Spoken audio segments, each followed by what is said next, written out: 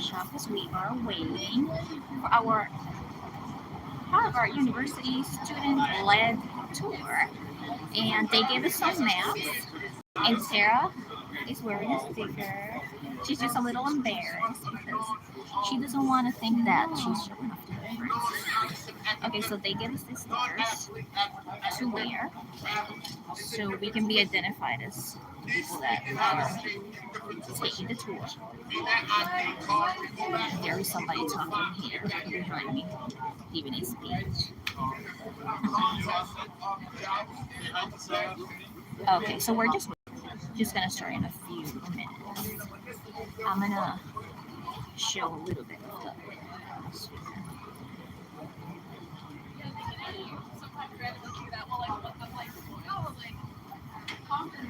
And this is the station where everyone meets. Oops, sorry. And this is the harbor show right over here. I think this is the final stop for the tour. And Tara and I stopped there for a little while before we signed up or signed in for the tour. I'm just waiting for them to start. See, this is how the environment. It's a cloudy day. This is the information center. This is where they have all the maps. You can buy the tickets inside the harbor shop, or you can buy them online. And we actually got them like pretty much almost like half off because we booked it through Booking.com when we booked for the hotel. We immediately got a $30 voucher. So what I did is I redeemed it by booking one of the attractions. So literally we just paid. We are waiting. These are all the students going out to lunch or whatever. Some of the buses, a lot of the students get the station. And there's some more buildings. Just waiting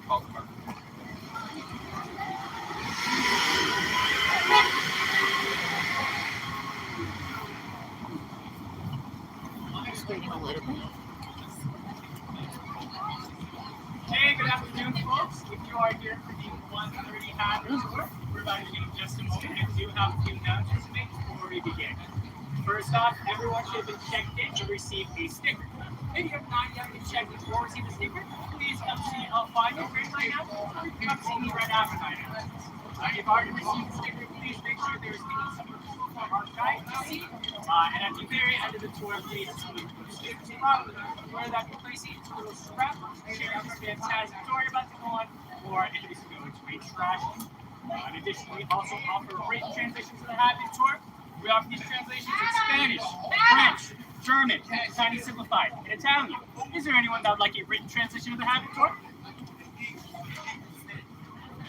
All right, awesome. Sounds like we're all ready. So I'm going to hand you all your fantastic tour guide. Enjoy the Harbor Tour. Hi everybody, my name's Mary. I'm going to be your tour guide today. We're actually going to start the tour over here, so follow me. Thank you. Enjoy. Thank you.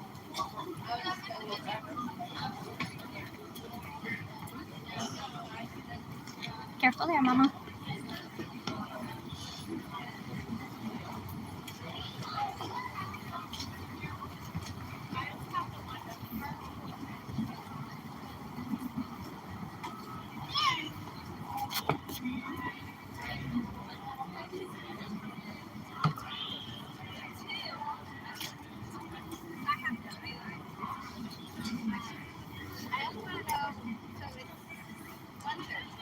Alright, so hello.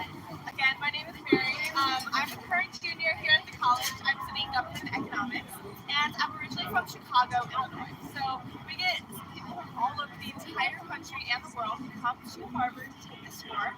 So really quickly, I can learn a little bit more about you guys. Going around the group, just state loudly and proudly where you're coming from today. Alright, England, amazing. Seattle. I'm from Canada, but I'm from state. Canada, but from state originally. India. Here. Switzerland. Switzerland. Orlando. Orlando. Germany. Amazing. Okay, so on today we are going to be going through three main themes. So the first theme is going to be Harvard history. Harvard is extremely old. It predates the United States Constitution by 153 years. And we have very, very old buildings here. So if you see a building that looks old, like this one over here, it probably is very, very old. However, we do something that's very unique amongst the other Ivy League institutions, and that is that we don't build things to look older than they actually are. So if you see a building that looks ugly, like this one back here, it was probably built in the 1970s. We have a lot of 70s style brutalist architecture on campus.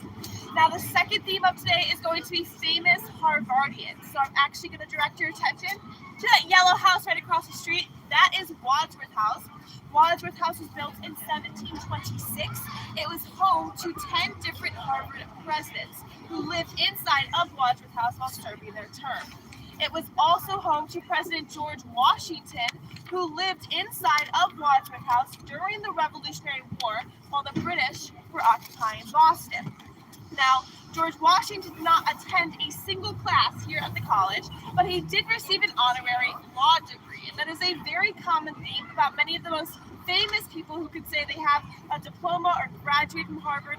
Many, like George Washington, only have an honorary degree, and others, like Bill Gates and Mark Zuckerberg, dropped out before they could graduate.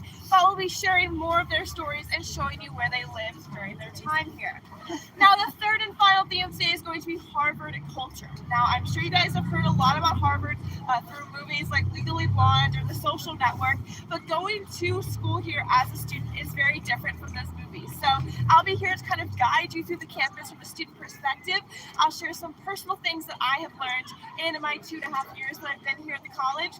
And throughout the tour, if you guys have any questions, please do not hesitate to come up and ask me. And if it's a good enough question, I'll repeat it in front of the group and answer it in front of the group. All right, we have a really fun tour for you guys today, so follow me. She's letting Sorry.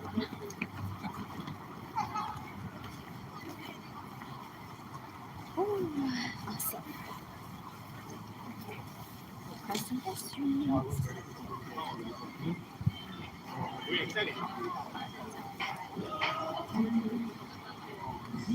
We're just following our leader. There's a protest going on.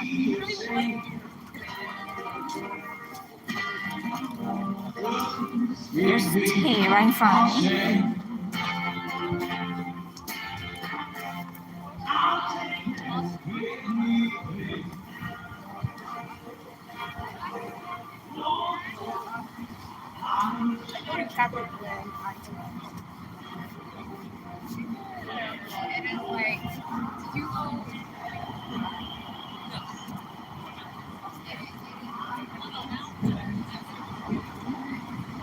Let's see what's going to happen.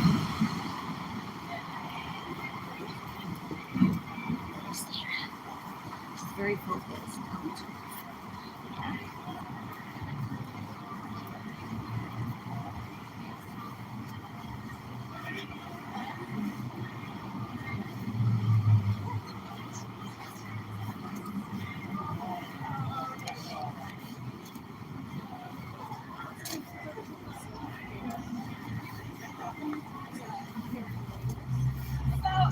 This right here is Harvard Square. You guys are just Harvard Square. And this over here is Harvard Yard. So we are going to be exploring Harvard Yard today.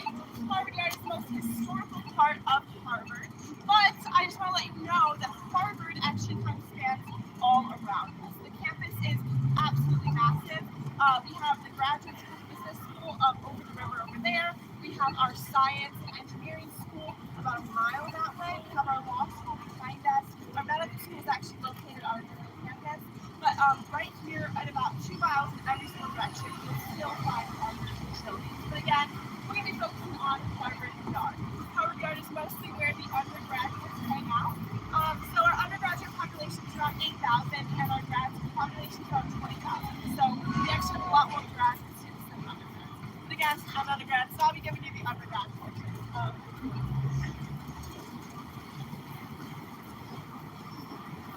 We're following our leader.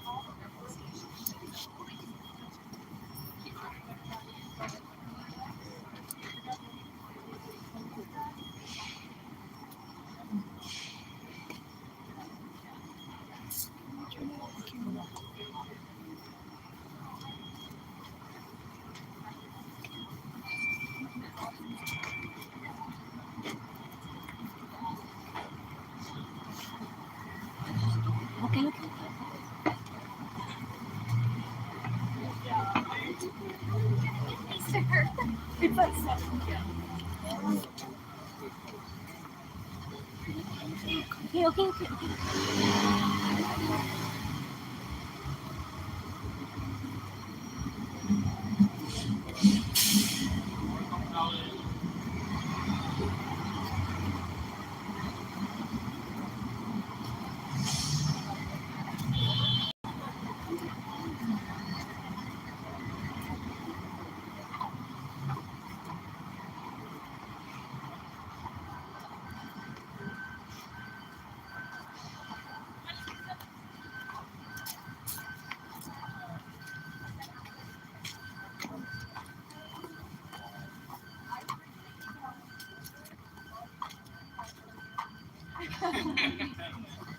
Okay, so we have just walked into Harvard Park. And so I'm going to tell you the basic history of Harvard now. So Harvard was founded in 1636 by the Massachusetts Bay Colony, only 17 years after the Pilgrims landed on Plymouth Rock, so extremely early in our country's history. Now, when Harvard was founded, it was originally known as New College because it was the first university in the New World. In 1638, a man by the name of John Harvard died nearby. He left a small amount of land, a small amount of money, and a small book collection to the college, and for his donation, they renamed it Harvard College after him.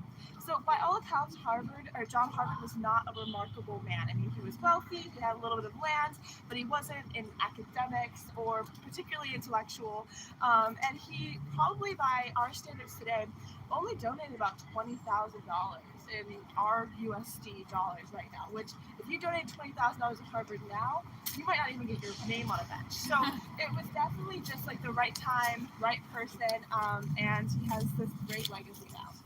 So we just walked through Johnston Gate. Johnston Gate is our oldest gate that we have here at the college. It is over 350 years old, and because it is our oldest gate, there is a lot of legends surrounding Johnston Gate. And one of those legends is that as a Harvard student, you should only enter or leave that main part of the gate, which is typically open on weekdays, twice. So the first is as an incoming freshman. So me and my parents actually drove through that gate to move me into my dorm on the yard my freshman year. And the second and only other time is after graduation, you walk in a procession out the gate and into the rest of your life. It's a metaphor. Now they say that if you enter or leave that main part of the gate at any other point, you'll be cursed with terrible luck, which is why I always leave my tour guide or my tours through the side part of the gate. So if you guys are ever walking back here, you see that gate is open, do not walk through it. Okay? All right. So we are actually in the presence of the most expensive building per square foot here on campus. And I'm wondering if you guys can give me a couple of guesses as to which one that might be. That one right there, that is a very good guess. That is University Hall. That is our main administration building. It is not the most expensive per square foot. Good guess. That one there to the side, that is just actually a freshman dorm. It is not the most expensive per square foot. This one right here, that is Harvard Hall. That is not the most expensive per square foot. This one right here, I know. What else is it? That is Massachusetts Hall. It is not the most expensive per square foot. All right, it's our little hut. It is that little hut.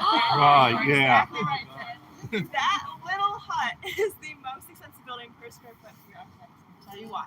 So when Harvard went to go build that little guardhouse, which just basically checks the cars that are coming in and out, they realized the city of Cambridge had actually named Johnston Gate a historical site because of how old it was. And so they had to get approval by the city of Cambridge before building anything near Johnston Gate. Now the city of Cambridge is well known for its slow-moving bureaucracy. There's a lot of red tape. And so Harvard actually had to submit over 70 different floor plans to the city of Cambridge before that little guardhouse got approved. Obviously, that costs a lot of money to pay the architects to make all of those floor plans. And so that little building cost them $80,000 to build. And considering it's 4 feet by 4 feet, that makes it the most expensive building per square foot here on campus. Now, in case you're wondering, $80,000 is also the ticket price for tuition, room, and board here at the college on a yearly basis. However, and I will talk about this a little bit later, we do have the best financial aid in the entire world. And so anybody who comes to Harvard or who can get into Harvard, their family will only pay what they can, and that will not be and something that impedes their ability to go to college. Now, one of you guys mentioned this building right here. This is Massachusetts Hall. Massachusetts Hall is our oldest building that we have on campus. Over 370 years old. It is so old, in fact, that the second president of the United States, John Adams, actually lived inside of Massachusetts Hall when he was a freshman here at the college. 375 years later, students still live inside of Massachusetts Hall. 15 lucky or unlucky students, however you think about it, live on the top floor of this building. And the reason I say unlucky is because the president of Harvard actually has her offices on these bottom 3 floors. So you can imagine being a freshman in college and having to live above the president of that university. Now they say that the president picks the 15 quietest and most studious students to live up above her. So that's just at the birthday parties. However, I will say my freshman year, somebody actually did throw a party up there, which I thought was pretty bold of them. I did go. It was very fun. We did not get broken up. What? What's the president do? Well, it was at like midnight, so I don't think so. But No one told her. She still don't know. she wasn't invited. Actually, when George Washington was living inside of Wadsworth House, his soldiers were living inside of Massachusetts Hall, and they actually ransacked the place. The only condition for them staying there was that they had to leave it in pristine condition. They decided to melt down all of the doorknobs and anything metal that they could find, including the hinges of the doors to make bullets for their guns. So to this day, the Army is not allowed to step foot on Harvard's campus. It's an actual law that we have. Wow. All right. That's interesting.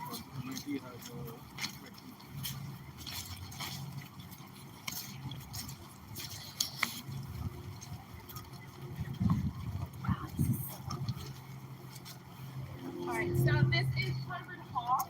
Harvard Hall is actually the only building on campus that breaks that rule I told you guys earlier, which is that we don't build things older than they actually are. So Harvard Hall was actually built in the mid-1900s.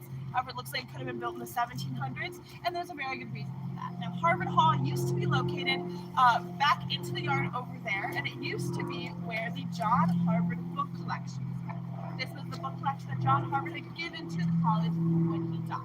Now, obviously, this book collection is very, very important to the history of the college, and so students were only allowed to look at these books inside of Harvard Hall. They could not take the books outside of the library. In the 1800s, there's a very famous story about a Harvard student who, like I'm doing actually right now, was procrastinating on an essay that he had to write. And he got to the library around 10 p.m. The library closed at midnight. His essay was actually due the next day, and he had to write his essay on a book in the John Harvard Book Collection. So midnight rolls around, and he has a bit of a moral dilemma. Does he steal the book, take it back with him to his dorm room, and finish his essay there? Or does he do the right thing, leave the book in the dorm room or in the library and just accept getting like a D or an F on his essay? What do we think that he did? He takes the book. Harvard students want that in. So he takes the book and he returns to his dorm room. He finishes his essay there. He pulls one nighter. He comes back very early the next morning to return the book before anybody notices that it's gone. However, he runs into a little bit of an issue while doing this because as he walks up to Harvard Hall to return the book, he finds that it had burned to the ground overnight. In his haste to steal the book the night before, the student had actually left a candle burning on his desk. It had tipped over and burned down the entire library, along with the entire John Harvard book collection, except for the one book that he now had in his book. So he was the savior. Yeah. Yeah. Yeah. Not So the now criminal, yeah. he has another moral dilemma. Does he return this now priceless artifact and admit his wrongdoing, or does he keep it to himself, say it's part of his private collection, and never speak of it again? What do we think he did? He gives up. He gives up. Yeah, he does. He gives it up. He returned it to the college, and that's the only reason why we even know this story. He actually walked up to the president's office to personally return the book and apologize. The president said, "Thank you so much. This is the last remaining book of the John Harvard book collection, and you're expelled." So you're doing the right thing in the end. I'm not sure there's a life lesson out there in that story for you guys, but they rebuilt Harvard Hall as a classroom building right here. It looks like how it looks on the outside, but the inside is very modern. Now, another interesting thing for you conspiracy theorist people out there is that the book that survived the Harvard Hall fire is actually a book on devil worshiping. So there's a lot of theories about why a devil worshipping book is the only one to survive the Great Harvard Hall fire. Yes, interesting. I know. It's true. So we'll keep walking this way. We're gonna walk into the yard. Wow. Straight down to the yard. Now, all of the red brick buildings you see around you, with the exception of Harvard Hall, are freshman dorms. So freshmen live right here on the yard. A lot of these buildings are between 250 and 350 years old, and it's a really rite of passage to come here, live on the yard your freshman year, and get to experience Harvard all of its People come along all over the world to come and touch his feet. That's what for the golden moon. But I think it's a British colonial thing. That's what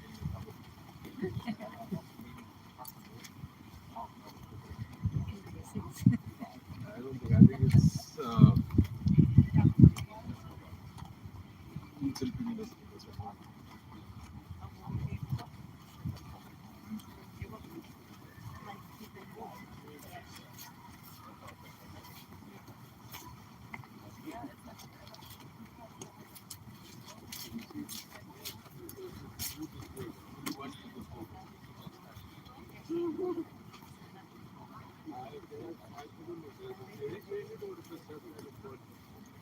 Oh, I remember seeing that on the website.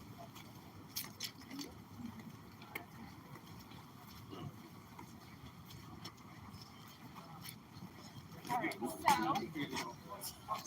this right here is the John Harvard statue. Now, according to my course script, the John Harvard statue is the third most photographed statue in the entire country, right after the Statue of Liberty and the Lincoln Memorial. Very hard time believing that, but people do come from far and wide to take a photo of the statue and touch the toe of John Harvard. So before we get over there, and I'll let you guys hang out and take some pictures, I'm going to tell you a little bit more about the statue. So the statue around here is actually known as the Statue of Three Lives. So you guys did come to Harvard. You should have expected a pop quiz. Based on information I have already told you, we're going to see if you guys can guess what the three lives of the statue are. All right? So the inscription reads, John Harvard, founder, 1638. Can anyone tell me what one of those lies is? 1636. 1636, very good. Second one? Founder. He did not found Harvard College, very good. So it was founded in 1636, not 1638. John Harvard's not the founder. The Massachusetts Bay Colony founded Harvard. Third lie is a little bit tougher. And you wouldn't actually know some information that I gave you. That is not John Harvard. So when they actually went to go build that statue, they realized that all the paintings and descriptions of John Harvard had burned down in that Harvard Hall fire. So they actually had no idea what he looked like. He died at the age of 31. He had no descendants. That's why he donated to Harvard in the first place. And so they had no idea what he looked like. They couldn't base it off of another person. So they decided to go a different route with the statue. And they decided to memorialize a Harvard president. Now, typically when Harvard presidents die, they get large upperclassmen houses named after them. So President Mather got Mather House, President Lowell got Lowell House. You get the idea. In the 1800s, when the statue was being curated, a president named President Leonard Hoare passed away. And when he died, they did not want to name a house after him because then it would be a whore house. Whore houses on campus. Not even kidding. And so they decided to memorialize him in something that would not include his name and memorialize him in the John Harvard statue. However, in addition to having a rather unfortunate name, Leonard Hoare was also one of the most hated presidents in Harvard history. He would actually order floggings for students who are on academic probation. Floggings are known as whippings as well. So they did not want to further traumatize any students who had undergone this traumatic experience by putting the face of the man who had whipped them in front of as they walked to class, like every single day. So they decided to use Leonard Hoare's grandson's face. His grandson was a student at Harvard at the time. And for the body, they actually just paid a guy $15 off the street to pose in a chair for the book. And that is the John Harvard statue you see in front of you. Now, you might as well notice that the toe of John Harvard is rubbed off gold. That is because it's considered good luck, specifically good admissions luck, to touch the toe of the statue. However, I will warn you that just as tourists have their traditions, so do students. And Harvard students like to pee on the statue at night in order to prank the tourists who come to touch it during the day. Last night was Friday night, I believe, and so especially on a weekend night, you're going to have a lot more incidences. So I would just really recommend that you guys use your coat or something else to touch the toe of the statue. It'll give you just as much luck, minus the bacterial infection to go with it. All right, with that lovely news, we're going to look at the One question. Is the other part also weathering off, or is just an optical illusion? I think it is just a little bit, but Okay. people typically touch the right toe. Okay. Yeah. Yeah. Okay, you guys don't line up. I can take a picture of you. Sarah, do you want a picture there? We don't have to. Okay. I'm just gonna have it in the background here. Here, over here. No, so the face is body, somebody is on this face. Or maybe if I get a little bit further. There it is right there. It's that. Of John, even though it wasn't.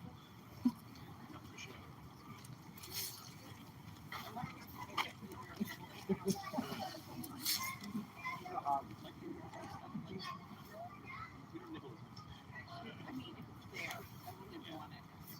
But I'm too lazy to cut the vegetables up myself and do it. That's why it's like, Dad knows when he comes over, he just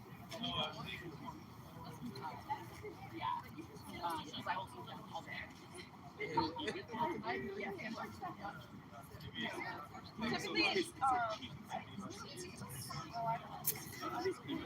You sure you don't want me to take a picture of you there, Mama? And like there are like health rooms on campus that specifically bar 20%. You mean you want me to hold the camera?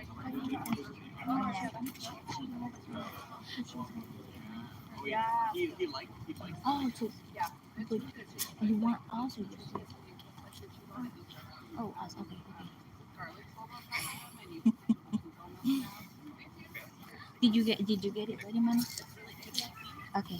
so we Thank you. Can you take a picture? No, that's okay. All right, Mama. That's good. All right. You this side.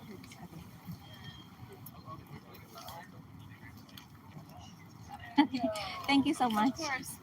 Yeah, I mean, Which one that's not working? You got it, Mama? Yeah. Let's see. Oh wow. Let me see. Can you show it here? Oh, it's because you got the brightness low. Let me see it, Mama. If you don't mind. Where is it at? But this is how I'm learning things about the Oh, how cool. Oh, sorry. Excuse me. Oh my god.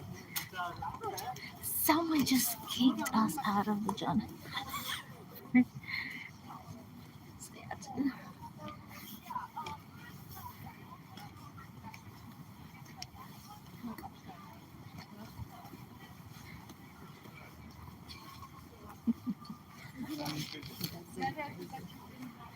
I was standing right in front of me. Oh my goodness. This always happens to me.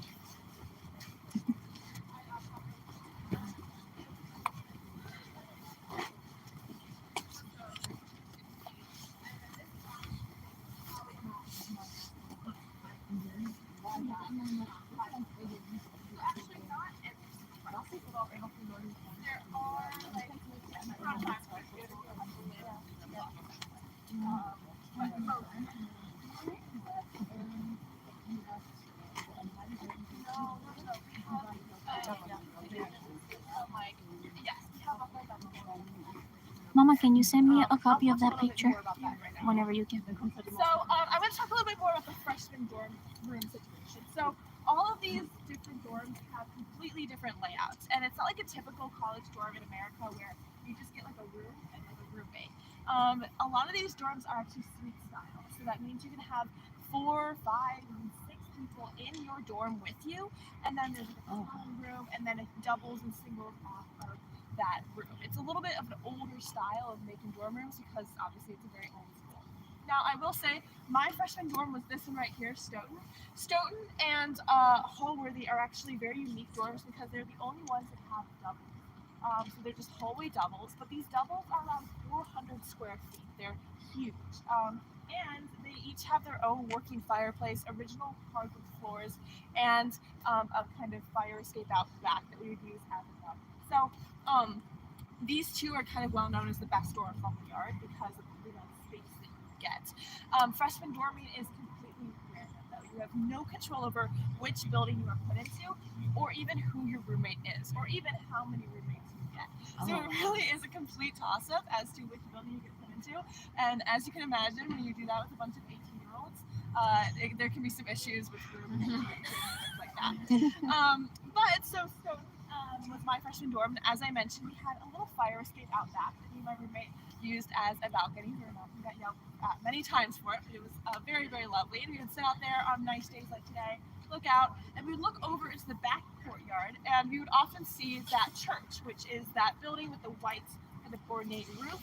And that church is called Holden Chapel. So Holden Chapel on Sundays, where the Harvard Gospel Choir actually practices. So we would often sit out there and just listen to the beautiful music. It's amazing. And I got very curious about the history of Holden Chapel. So I looked it up, and I have to preface this by saying this is just a personal thing that I found out, not part of the original tour. But I found out that Holden Chapel actually used to be the site of the original medical school here at the college in the 1700s. It was created. It was a very small school. They only had about 10 students per class, so they just needed a small space to have their laboratory.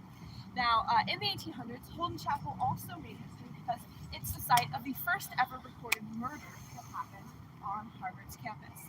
A medical student actually killed somebody and used their body in the basement of Holden Chapel for medical experiments. This was only found out about 25 years ago when they were doing renovations in the basement, found human remains, and were able to link it using DNA evidence to an unsolved murder in the 1800s. Now, we like to say that Harvard and America grew up together, that their history aligns because they were formed so close to each other. And so when you actually look at the context of what's happening in America at the time, this incident makes a little bit more sense. And what I mean by that is that this was when a lot of grave digging was occurring. So people were going to graveyards, they were digging up bodies, or they were digging up the things that were buried with the bodies for various purposes. One of those purposes was because there was no medical distribution system for bodies for medical students to practice on. Obviously, medical students do need to practice on bodies in order to get better. And so oftentimes medical professors would actually go and dig up bodies so their students would have something to practice on. So the working theory is that this student actually killed somebody for the purpose of having a body to practice on to do well on. Again, Harvard students, very interesting.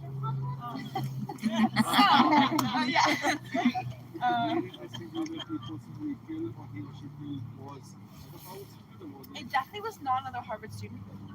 I don't have a lot of information on that. I mean, obviously this guy who did this lived a full life, probably worked as a very successful doctor, so he got away with it. But I have no idea any information.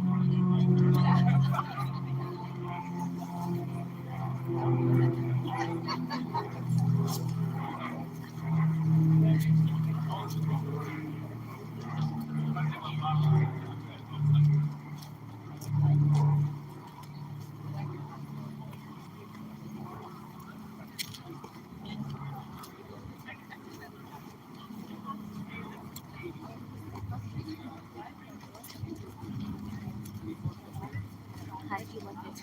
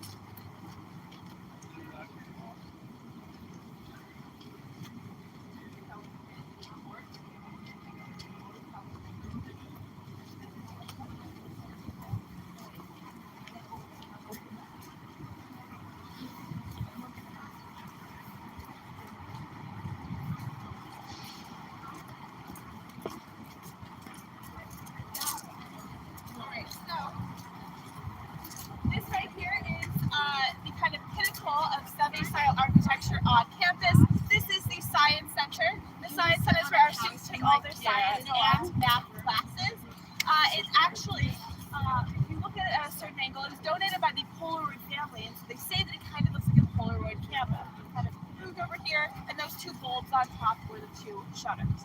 Either way, the Science Center, you might notice, kind of as it goes up in height, the floors get shorter and shorter and shorter and shorter, kind of like a staircase. That is meant to convey that as you go up in the Science Center, the tech gets of a higher level on each floor, ending with the two telescopes on top of the building. As Harvard students, we actually have access to those telescopes at any time of the day or night, which is very, very cool. Now, the Science Center is probably the ugliest building that we have here on campus, and even Harvard agrees. If you walk into the Harvard shop, our merchandise shop, and you try to buy a postcard, you will not be able to find a postcard with the Science Center in it anywhere. It's not because they don't take pictures of this area. They do. They edit it out of all the pictures that they take. Again, it does do its job, even if it's not the prettiest. And then over here, we do have one of our prettiest buildings that we have on campus. This is Memorial Hall. Memorial Hall is actually not a church, like what it may look like. It is actually a very French church. We got it from a French church. And it's also a very cool building. It's a hall. It's just south, and it's a place where we come to Annenberg is close to the America to the Great Wall of China. It is absolutely stunning. Dark academic atmosphere, long wooden tables, beautiful chandeliers. It's stunning. I will consider it.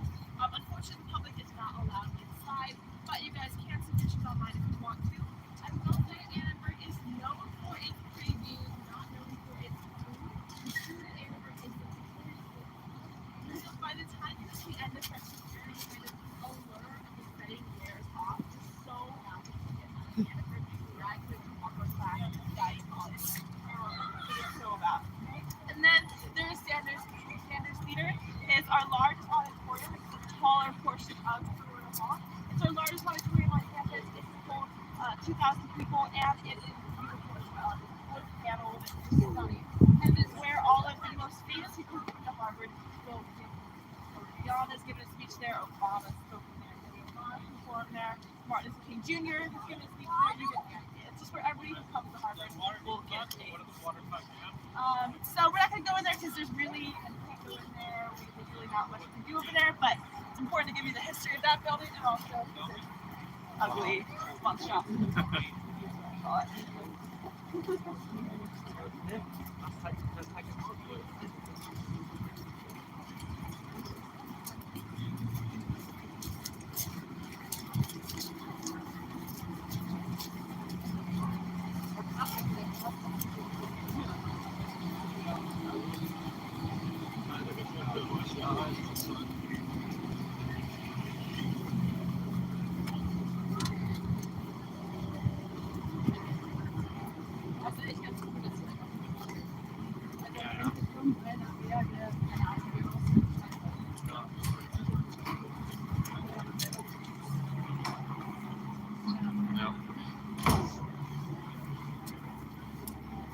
So this right here is Canada.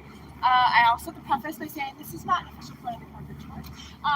Canada is another freshman dorm. I know we've been seeing a lot of them today, but I stop here because Canada was actually originally built as a bomb shelter during the Cold War. A lot of political scientists thought that perhaps Harvard might be a target because of its, kind of symbol of intellectualism in the West, and so they built this bomb shelter to help protect the students in case there was ever a threat. As you can imagine, there's a very extensive tunneling system underneath of Canada, and this part is kind of just I think they thought, maybe they could put people's offices in there or something like that. It was converted into a dorm building after, obviously, we were not bombed, and you can tell that it was never meant to be a dorm building. Canada is the most hated dorm on campus. The rooms are absolutely tiny. Remember how I said I got 400 square feet for my double? Theirs are literally 60 square feet for a single, 60 square feet. Barely enough space for your bed, your desk, and your dresser, and enough space to walk through. It's absolutely tiny. In fact, they do have some doubles in here that are about 100 square feet, and it's not even enough to fit 2 beds inside of the double. So one of my friends, last year, she actually had to live in the common room because there wasn't enough space for her. And they have a huge rat issue inside of Canada. So like I said, Harvard housing completely random. I got 200 square feet to myself in my own, space and a fireplace, and they get Canada. And we're paying the same. Yeah, we're paying the same amount of money as well. So that's actually a point of contention for people on campus. Because you really can't control what happens to you your freshman year. So, and as you can imagine as well with rooming situations, there's a lot of issues with roommates and people moving because they can't deal with their roommate as well. So if you choose to move because you just don't want to deal with it anymore, you'll be moved to an off of the yard area. So if you get placed onto the yard and you want to move, you'll not have the chance to live on the yard again, which is also why a lot of people want to stay and they don't want to move a couple blocks that way. So it's a whole system. Whole big thing, but it's important to show you guys the not so glamorous parts of Harvard as well as the glamorous parts. 60 square feet without 600 square feet.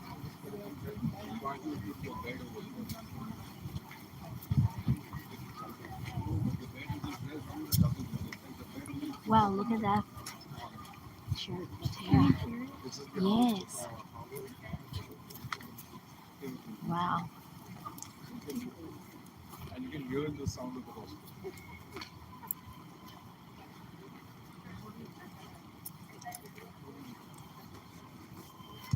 Yeah, but that's coming from somewhere else. Oh, they're Carolina. They're Carolina over here. No, over here on the left, sweetie. Yeah. That's how it is.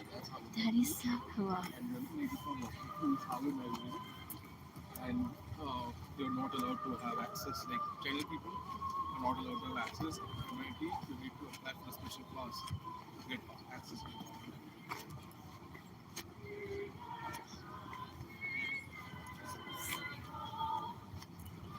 Wow, look at that building there. So this is the Okay, church. here's the other side of the church.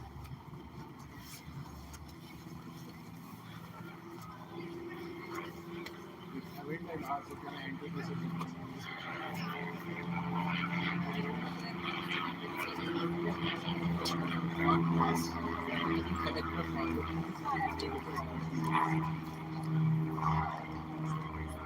So, this is New Yard. That area over there is Old Yard. You guys see the newer and Old Yard. And this right here is Memorial Church. So Memorial Church is a non-denominational church. So actually they hold a bunch of different religious services here. And it was actually originally built as a war memorial to all of the students at Harvard who died in World War I and World War II. Now, obviously, with the death, a lot of during these wars, World War I, World War II, even the Civil War, a lot of the soldiers actually were college-age men, and so what would happen, especially in the Civil War, was that they would get into Harvard, and then they would maybe come for a semester, and then they had to go to war, and so they might not ever come back. So that's why we have all these memorials to a lot of people from World War I, World War II, and then Memorial Hall, that beautiful building I just showed you, is a war memorial to all the Harvard soldiers from the Civil War.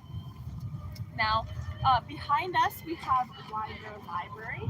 I'll talk about Widener Library in just a second. Before I do that, this over here is SEBR. SEBR is the catch-all of academic buildings. They say you're not making your schedule correctly. You'll have at least one class in SEBR every single semester. And then on the right of SEBR, you can just see the edge of the building is Emerson. Emerson is the home to our philosophy department, although we also host a lot of our government classes there. So when I came to Harvard, I was very, very surprised at the small number of classroom buildings they had for students. Really the main ones are SEBR, Emerson, and the Science Center. And that's pretty much where we take all of our classes. And most of the buildings are surrounded by dorms or libraries. So, speaking of libraries, Widener Library is one of our most famous buildings that we have here on campus. Widener Library was built in 1914. It was built in memorial of Harry Elkins Widener, a student here at the college who passed away in 1912, and he actually graduated in 1910. So 5 short years from when he graduated to when the library was built. Remember wondering what happened to him, right?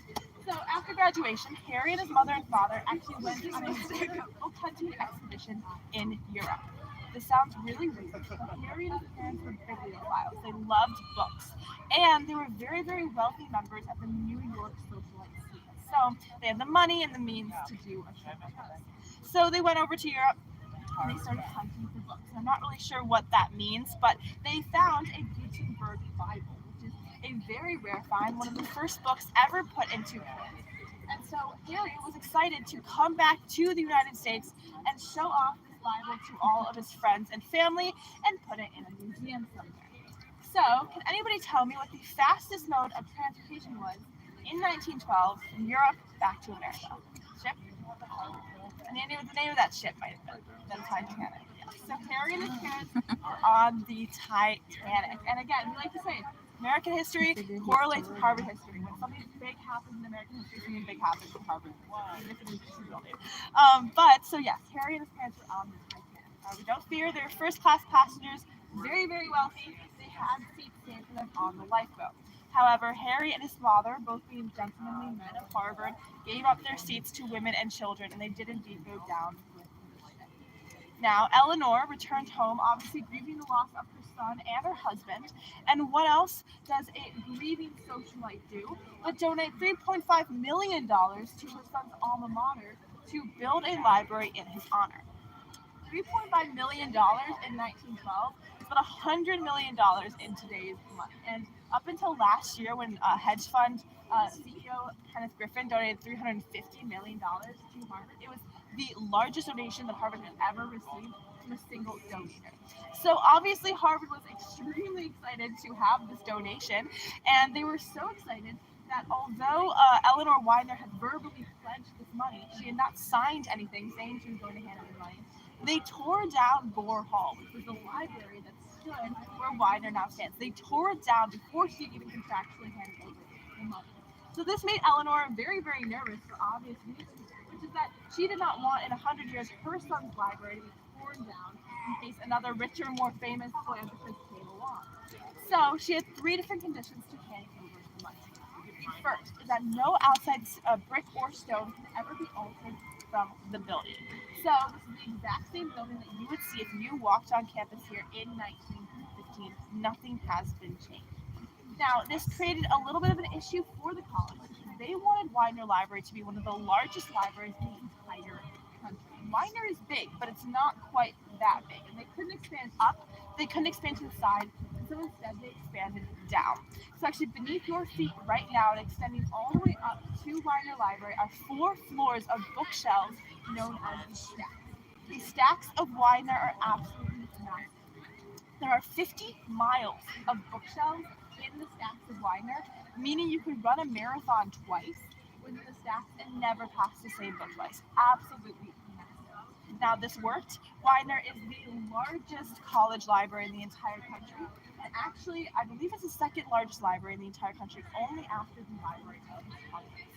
Now, the second condition that Eleanor had was that an exact replica of Harry's office be placed inside of Widener Library. Only 2 people can enter his office. The first is a janitorial staff member who places a fresh vase of flowers on Harry's desk every single week to this day. And the second is Harry Widener himself. So, Eleanor was inviting the ghost of Harry Widener to haunt Widener Library forever. As you can imagine, there are many stories of sinking down the dark stacks late at night and seeing the shadowy figure of a 20-something-year-old man staring back at them through the bookshelves. Now, the third condition, and something you must understand, is that Eleanor believed up until her death that Harry would have survived the sinking of the Titanic if only he had known how to swim. Now, we know that probably isn't true because most people died from hypothermia, not from drowning immediately, but either way, she believed it. So she wanted to make sure that no other Harvard student died in the same way that her son did. So she implemented a mandatory swim test for all Harvard students as part of a graduation requirement. So before students walked across the stage at graduation, they had to jump into the direct pool and do feet laps back and forth to see if they could swim. This was the most hated graduation requirement for a very, very long time. Thank God for me, in the 1970s, the Americans with Disabilities Act seemed unconstitutional because obviously not everybody can swim. So that is the only one of the conditions today that does not still stand. Now, because that was more of a constitutional issue, not anything that Harvard had control over, Harvard was able to retain ownership of Widener Library. However, if Harvard were to ever break any of the other 2 conditions, Widener would actually be given to the city of Cambridge. So they take great pains every single day to make sure they're following Eleanor Weiner's conditions to a T. Now, we'll go up to Widener Library in just a second, but before we go up there, I did want to mention that this is actually where graduation is held. So the graduation speakers will stand or sit right up here, and they put up to 30,000 chairs all in the yard, in the other yard as well. They have big screens. And graduation at Harvard is this huge event. It's like 2 weeks long. We have like ceremonies every single day. It's insane, and it's always like a huge deal to find out who your graduation speaker is. Last year it was Tom Hanks. They did like Meryl Streep. We had the Prime Minister of New Zealand, like all these crazy people. So I'm kind of personally going to Taylor Swift by year. All right, we'll keep walking up here. You say Kelsey? Yeah, it's like Kelsey.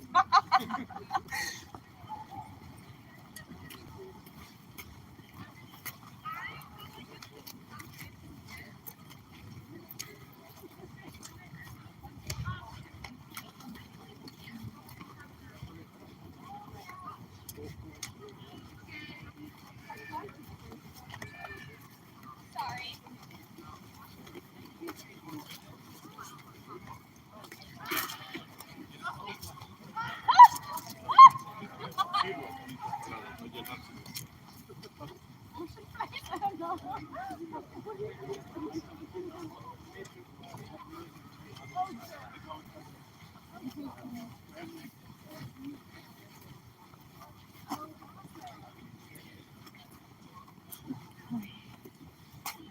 So unfortunately, there's not a lot to enter into here as well. But Widener Library is one of the prettiest spots on campus. It's completely marble on the inside, and it's beautiful. You can also check out pictures online if you're interested. Now, Widener Library is super interesting kind of on campus because it is a completely silent library. So if you walk into Widener, you need to be like dead silent. So I only go to Widener if I have some final I need to study for, or like now, which is when the finals happen. I would go to Widener and I would really just focus and study. But otherwise, this is not a place you go with your friends to goof off and hang out and maybe do a little bit of work. You're very, very focused. I took my parents in here during parents' weekend, and they came out and they said they were so stressed the entire time. They could just feel the stress in the air and the energy. So yeah, it's one of the most intense spots on campus. That's where you really see Harvard coming out, is when you walk into that room.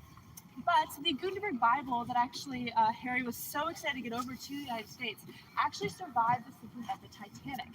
It was kept in a special room with all the most valuable items, and it was saved. And for a really long time, it was actually kept inside of Widener Library. However, in the 1980s, a Harvard student had the brilliant idea to try to steal the Gutenberg Bible. He thought that he would make a pretty penny for it on the black market, which is obviously probably true, but still a stupid idea. He actually climbed to the top, to the roof of Widener Library, broke through the glass atrium ceiling above where the book was being kept. He broke through the glass ceiling and he fell down James Bond style into the room and actually managed to get the Gutenberg Bible out of its case without setting off any alarm, which is probably very impressive. However, he ran into some issues when he was trying to rappel back up, because he did not realize, like many people don't realize, that a Gutenberg Bible is actually about this big and weighs about 70 pounds. It's not a small book. And so this, plus his body weight, was a little bit too much for his makeshift propelling system to handle.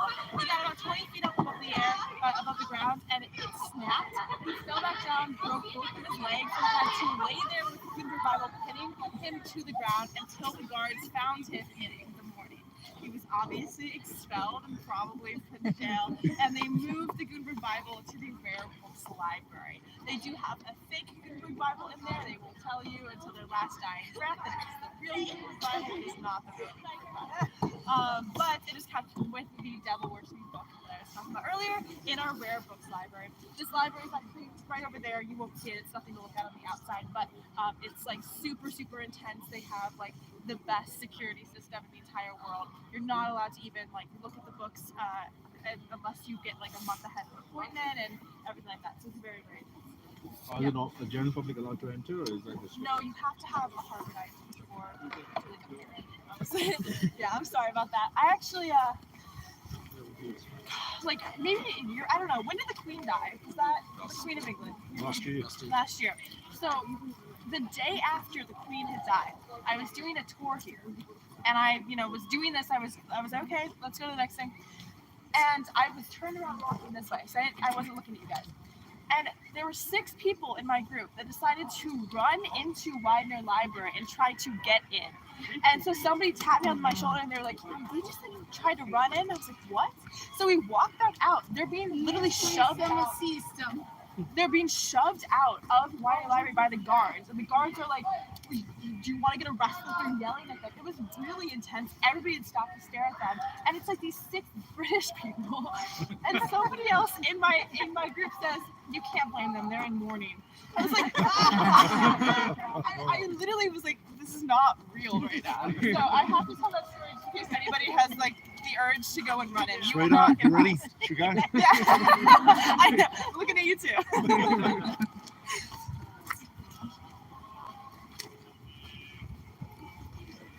Oh, they're still going.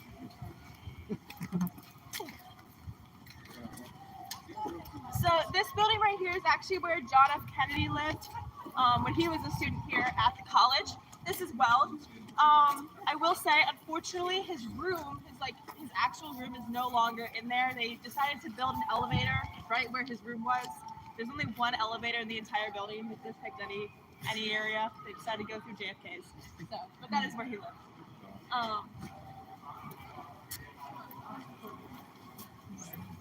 Yeah.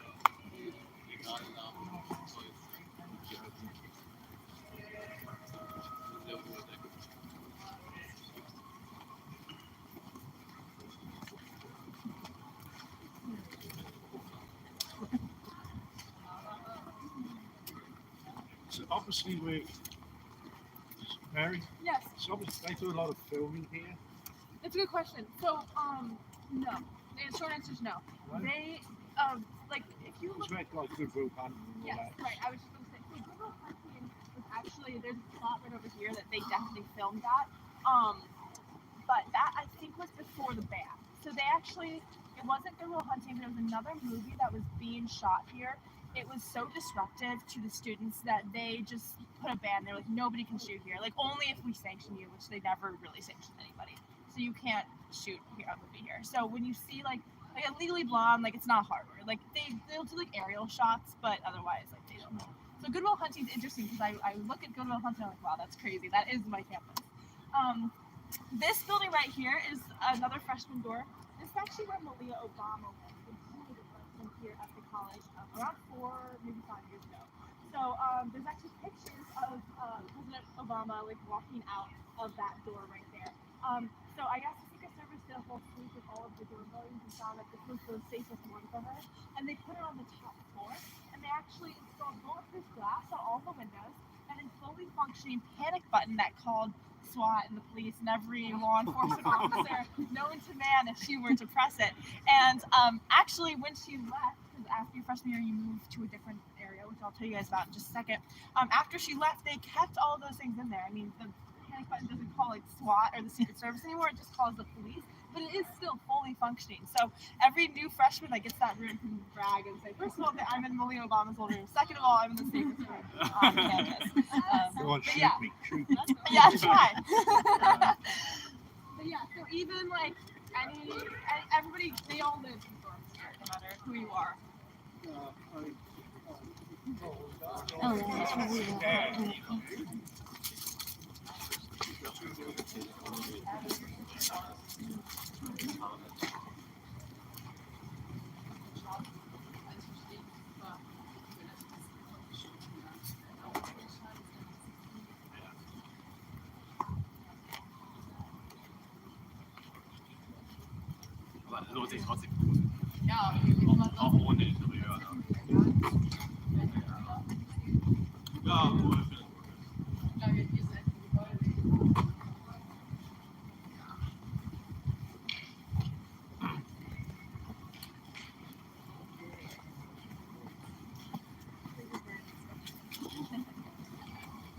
I can't believe that. That's crazy. Okay, so this is Wigglesworth, Wigglesworth is the last freshman dorm that you guys will see today, I promise. It is actually where both Mark Zuckerberg and Bill Gates lived when they were freshmen here at the college. So what are the odds that those two, probably the most famous and richest people who to come out of Harvard, would live in the same tiny living dorm? But yeah, so because of that, they say that if you're placed inside of Wigglesworth, you'll become rich and famous. Invested for that. Wigglesworth also wiggles at night because the train or the T runs directly beneath Wigglesworth. So at night, the students can actually hear it beneath them, and the building does shake a little bit. So you can see what I'm saying about everybody paying the same amount of money for their dorm. Some people get trains beneath them. They can't sleep because of it. So we'll keep walking this way. We're going to leave Harvard Yard and head down to the upperclassmen side of campus. Just briefly, that'll be where we end our tour today.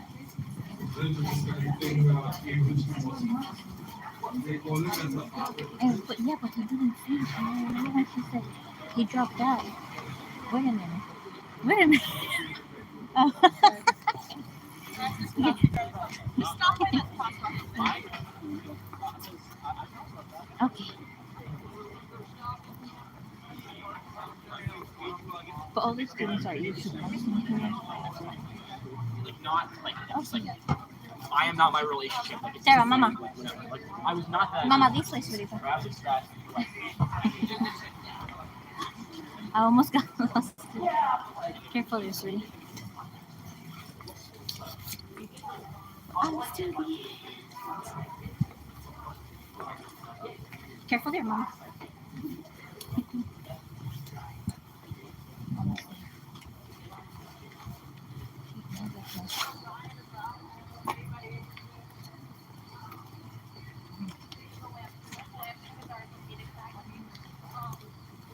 Funny story, freshman year, he actually came back to campus and was like kind of moving around. And he and I got for and he like there's like flowers. And he and I kind of running around like Look at these areas here.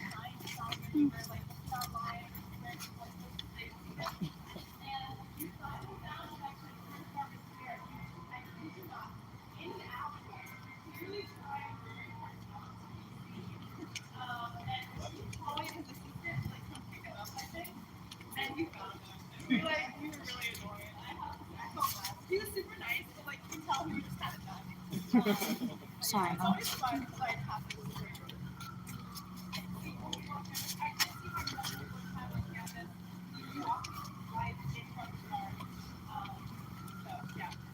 they do come back.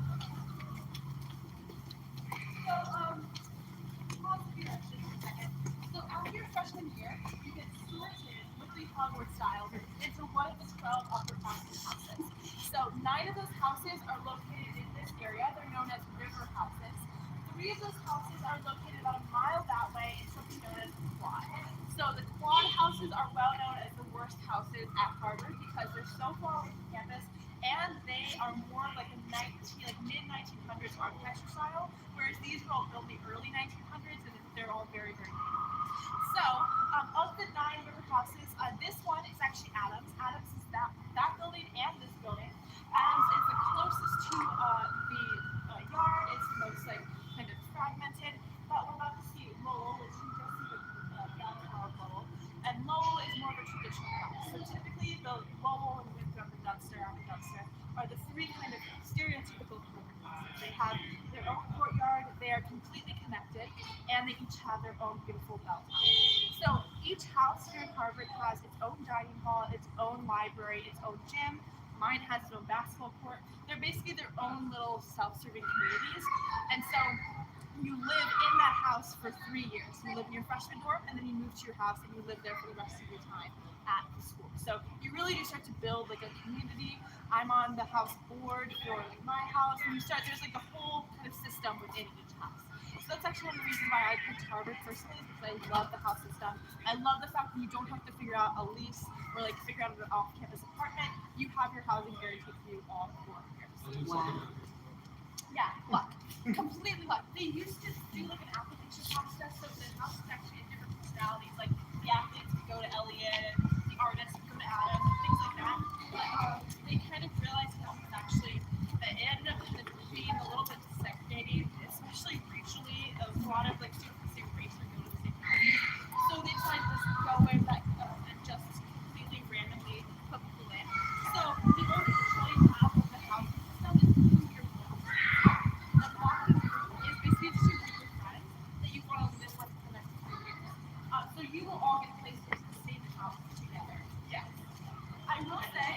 you take a walking during the semester of freshman year. So I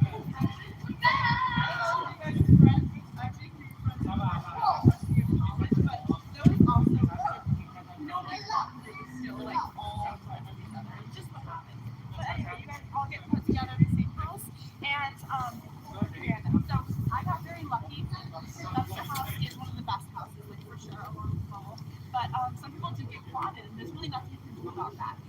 There's this cool event. It's called Housing Day, and it's you and your block leader can pick one freshman dorm to go to, and then you all have to wait anxiously while people from the upperclassmen come and bang on people's doors and tell them which house to get. So you just kind of wait there until somebody bangs on your door, and then you open it, and you're like, hopefully it's a good house. And my freshman year, like the people who came for us, they were yelling, "Ho ho ho ho!" This is the house we bought. So we were like in tears by the time they got up because we were so upset that we got quadded. And then they had a FOHO thing, and then they turned it around to the dumpster, and we were like, okay. Sorry. So they'll prank us with that and stuff like that. I know people who cried when they got quadded. It's like it's a very stressful situation because it is the rest of the 3 years, the rest of your entire college experience. They do allow transfers, but they're very rare. So you really can't, unless you have like a very good reason for wanting to transfer out, you really can't. The big reason can't be, I don't know.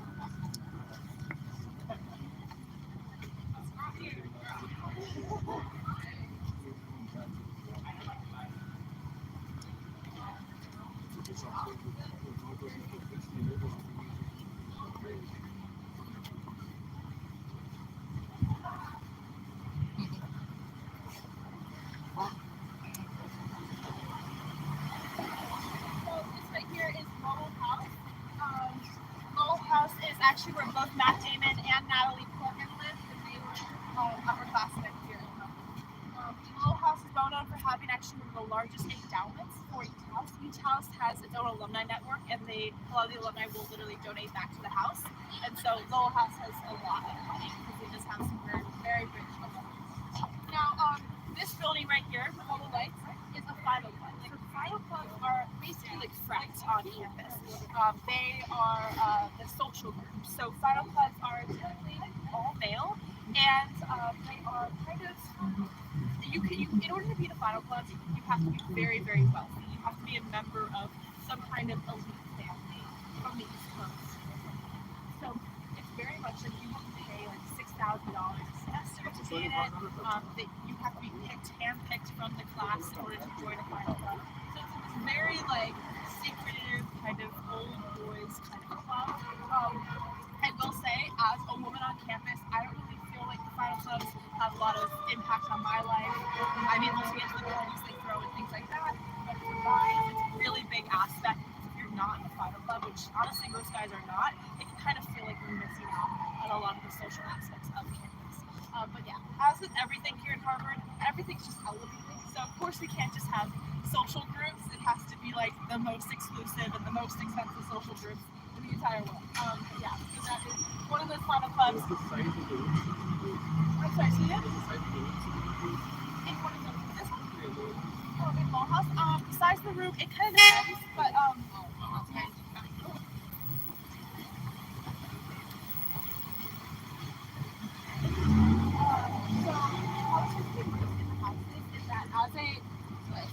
as a sophomore, you will get like the worst rooms, then when you're a senior, you'll get the best rooms. So, Lowell on those have a lot of singles. So there'll be small singles, but at least you get a single. I think they're around probably 90 square feet, is what I would say. I'm in Dunster. Dunster has a lot of hallway doubles, which is kind of the worst, because imagine being like a junior or senior college with someone with like hallway double. I have a hallway single, which is very rare for a junior. Mine is about 100. So yeah, but as you go up, and I'll have a very nice room. I'm a senior, so just seniority. All right, okay. We'll come back to that. Oh, it's a Harvard shop over there. It's a Harvard shop. I'm yelling outside. Fuck up.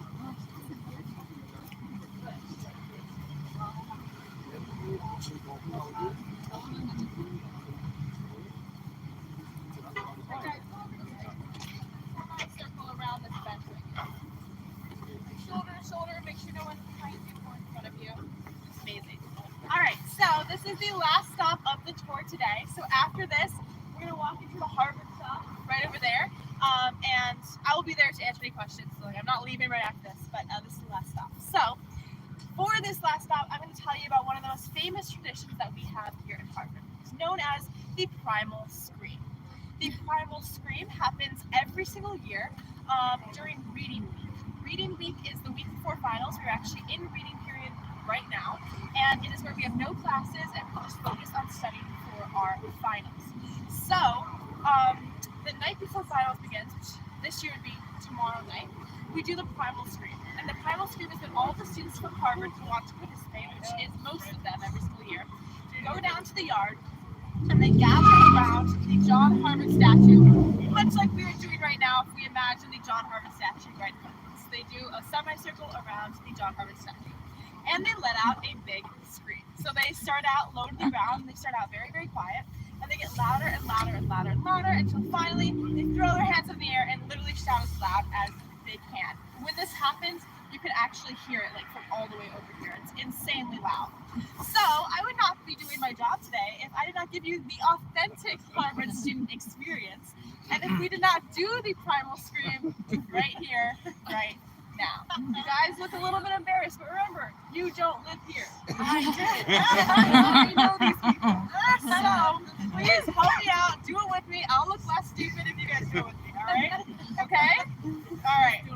So I'm gonna say 3, 2, 1. Start low to the ground. Start quiet, and I'm gonna get louder, louder, louder. Finally, throw our hands up in the air. Follow my lead. You guys will do fine. All right? Okay. You guys ready? Yeah. I can't get to You guys ready? Yeah. All right. 3, 2, 1.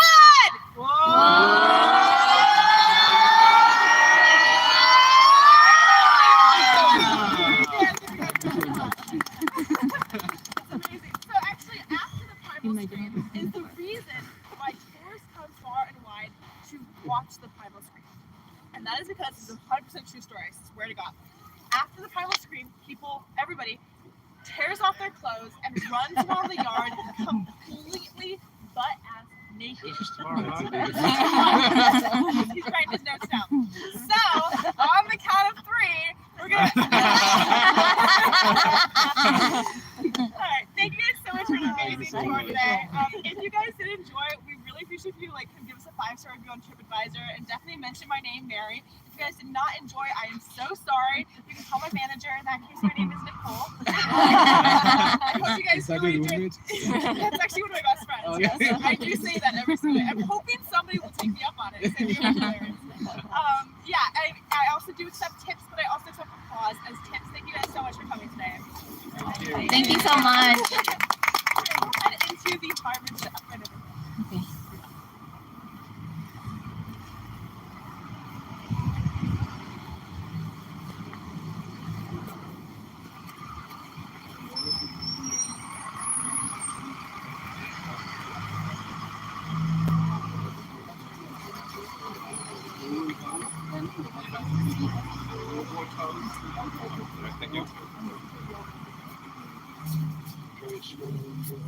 Tara, what time do you have on the phone, Mama? What's that? 2:42. Okay, we gotta shop quick and then we gotta catch the train so we can make it on time for the other one.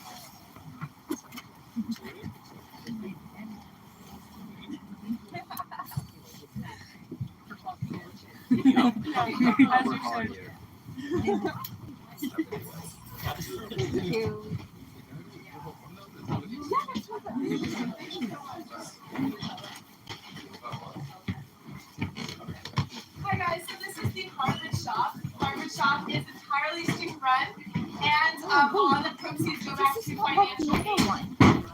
So I'll be up here in the front if you guys have any questions. About 5 minutes. Otherwise, thank you so much for keeping the tour. Oh. Tara, this is a different one, right? This is like the one on campus. Look at that, Tara. 2 for $35. Over there, they were if you wanna get one, I'll buy you stuff. gonna invest in me, not me. I'm too old. No, I'm just kidding, Mama. This is so different, like the so different than the public one out there. How cool! The water bottles, the baby stuff. How cute! Quiet, we'll come on, we'll find something. Oh, sorry, Mama. Find something, sweetie, because we gotta go, Mama. We gotta go really soon. Okay.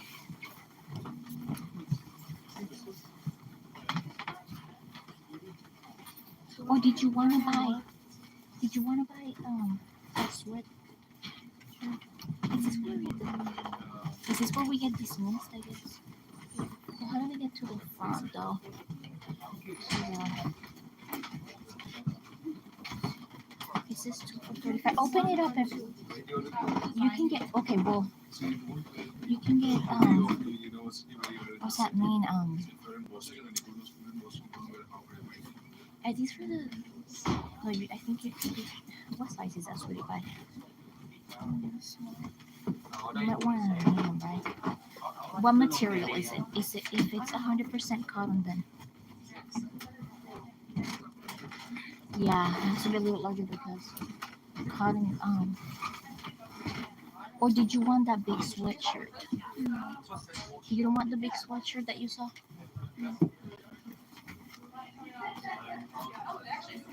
Then get 2 t-shirts, Mama. The sizes that you want. How cool.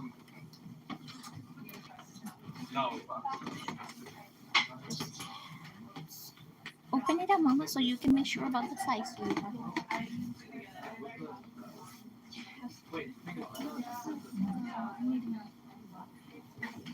Let me see, Mama. Can you open it up? Can you open it up so I can see, Mama? Do you like that one? Okay, so get another medium on a different color, any that you want.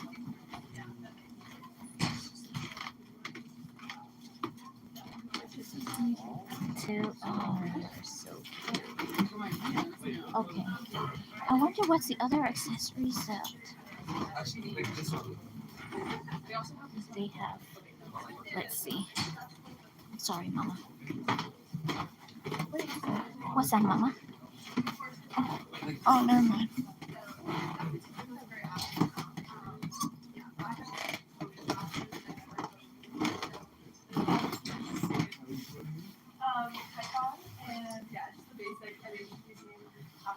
Okay, Mama.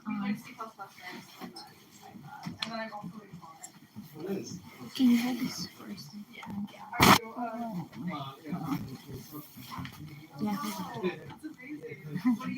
You can point it at me.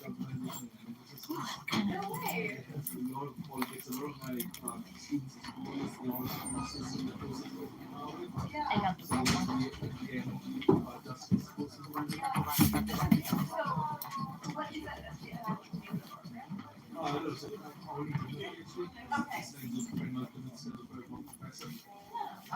It's amazing. I just wanted to show my mother around. Yeah, you can record the stuff too, Mommy. I'm so sorry. I'm actually working on a startup right now that's related to renewable energy and carbon copy. And I'm working on a I'm really It's getting hot. Okay. Thank you, Mommy. Go ahead, go to the cashier. me and my I'm working on software engineer to really work on some software that can help obviously like companies with their Do you want a transition. pen, Mama? Thank you so much. Or a keychain or something? Check and see, Mama. Really quick. Would you like a bag for 25 cents? Yes, please. Thank you.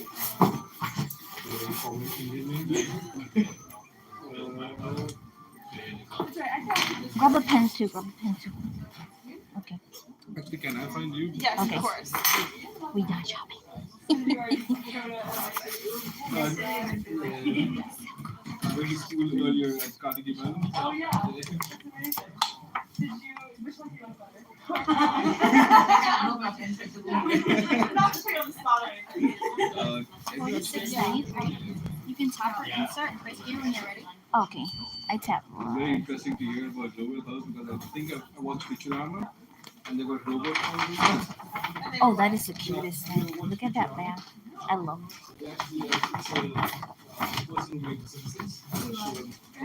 Here, Mama, get it, sweetie pie. Thank you so much, guys. Have a good day. They basically say I'll be that dismissed, Mary. Thank you so so much for it's a everything. bunch of robots. Yeah, thank you. It's a bunch of robots that they say that they kind of crash over Let's get out. Okay. Got it? Okay. I forgot which way it was. I don't know which way to go. To the up front. Let's just go this way. Anyways. Can we see the back, Tara? Can you show the back? Yeah, Mama, here, can you lift it up so we can show it?